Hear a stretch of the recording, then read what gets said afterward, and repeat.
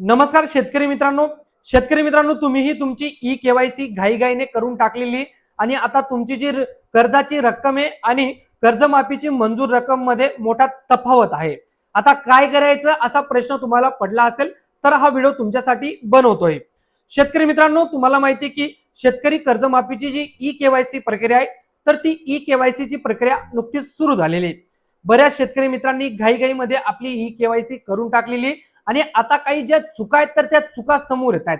त्यापैकी एक मोठी चूक ती म्हणजे बऱ्याच शेतकरी मित्रांची जी कर्जमाफीची रक्कम आहे आणि त्यांनी घेतलेलं कर्ज याच्यामध्ये मोठी तफावत आहे। आता उदाहरणार्थ तुम्हाला सांगतो, एका शेतकऱ्याने 1 लाख रुपये कर्ज त्याचं बँक खात्याचं आहे आणि त्याला वरून 70,000 रुपये मंजूर आलेले आहेत, म्हणजे एकूण 30,000ची तफावत त्याच्या कर्ज खात्यामध्ये आहे।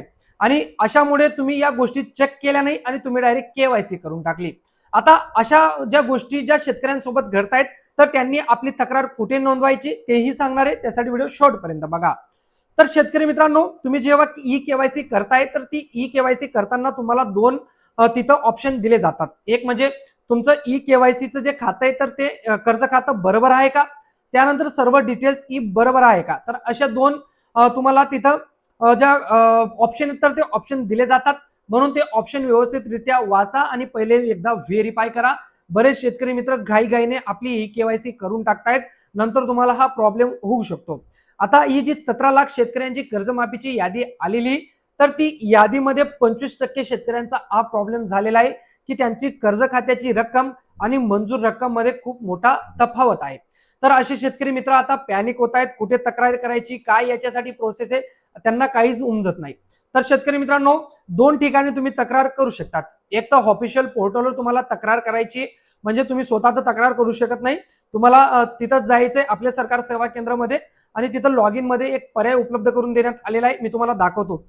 तर बघा शेतकरी मित्रांनो, पुण्यश्लोक अहिल्यादेवी होळकर कर्जमुक्ती योजनेचा जो ऑफिशियल पोर्टलवर आहे तर तो ऑफिशियल पोर्टलवर इथं ग्रीव्हनान्सचा ऑप्शन देण्यात आलेला आहे। तर इथं ग्रीव्हनान्सचा ऑप्शन देण्यात आलेला आहे। इथं ग्रीव्हनान्स ऑप्शनवर क्लिक करून तुम्ही जे सीएससी सेंटर वाले असतील तर ते लॉग इन करून तुमचं जी तक्रार आहे तर ती तक्रार फिलअप करू शकतात किंवा तक्रार नोंदवू शकतात। तर ज्या शेतकरी मित्रांचं तफावत असेल कर्जमाफीच्या अकाउंटमध्ये आणि मंजुरी रक्कम मध्ये तर अशा शेतकरी मित्रांनी इथं आपली तक्रार नोंदवायची। तर ही झाली पोर्टलवरची तक्रार, म्हणजे पोर्टलवर ही तक्रार तुम्ही करू शकता। त्यानंतर दुसरी तक्रार तुम्ही कुठे करू शकतात, तर तुम्ही तुमच्या जे कर्ज खात्याचं बँक असेल तर त्या बँकमध्ये जाऊन त्यांना तुम्ही तक्रार करायला सांगू शकता। कारण एवढी तफावत तुमची आलेली, असा प्रॉब्लेम झालेला आहे, तर त्यांना सुद्धा ऑप्शन देण्यात आले असतील, कारण हे बऱ्याच लोकांचा प्रॉब्लेम झालेला आहे। आता अशा ज्या शेतकऱ्यांचा प्रॉब्लेम झालेला आहे हा मोठा प्रॉब्लेम आहे, त्यामुळे आता स्थानिक लेवलला किंवा प्रशासकीय लेवलला हा प्रॉब्लेम गेलाच असेल, 100% हा प्रॉब्लेम प्रशासकीय लेवलला गेला असेल, त्यांच्यापर्यंत हा प्रॉब्लेम पोहोचला असेल, म्हणून तिथूनही काही उपाययोजना आता चालू झाली असेल। तुम्ही तुम्हाला आठवण करून देतो मी की लाडकी बहीण योजना जेव्हा सुरू करण्यात आली होती तर तेव्हाही खूप मोठा घोळ राज्य सरकारकडून झाला होता, राज्य शासनाकडून झाला होता। तसाच घोळ कर्जमाफीमध्येही आपल्याला होताना दिसतोय शेतकरी मित्रांनो। त्यामुळे तुम्हाला शेवटी एकच सांगेल, तुम्ही तुमचंही जरी कर्जमाफीमध्ये नाव आलं असेल तर ई केवायसी करताना या दोन गोष्टी तुम्हाला चेक करायच्या। एक तर तुमचं कर्ज खात्याची रक्कम आणि तुमची जी डिटेल्स आहे कर्ज खात्याची तर ती व्हेरीफाय करून घ्या।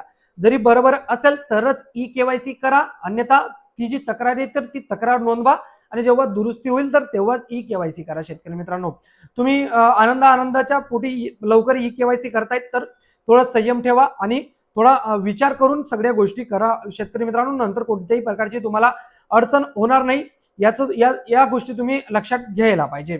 पुढे काही अडचण येईल तर नक्कीच आपण त्याबाबत सुद्धा यामध्ये काही अपडेट येईल तेही आणणार आहोत, काही अडचण आहे तेही आपण आणणार आहोत। आपण शेतकरी कर्जमाफीच्या लगातार अपडेट्स या घेऊन येतोय, त्यासाठी चॅनल नक्की सबस्क्राईब करून ठेवा आणि हा व्हिडिओ तुमच्या गरजू मित्र जो शेतकरी असेल तर त्याच्यापर्यंत नक्की पोहोचवा शेतकरी मित्रांनो।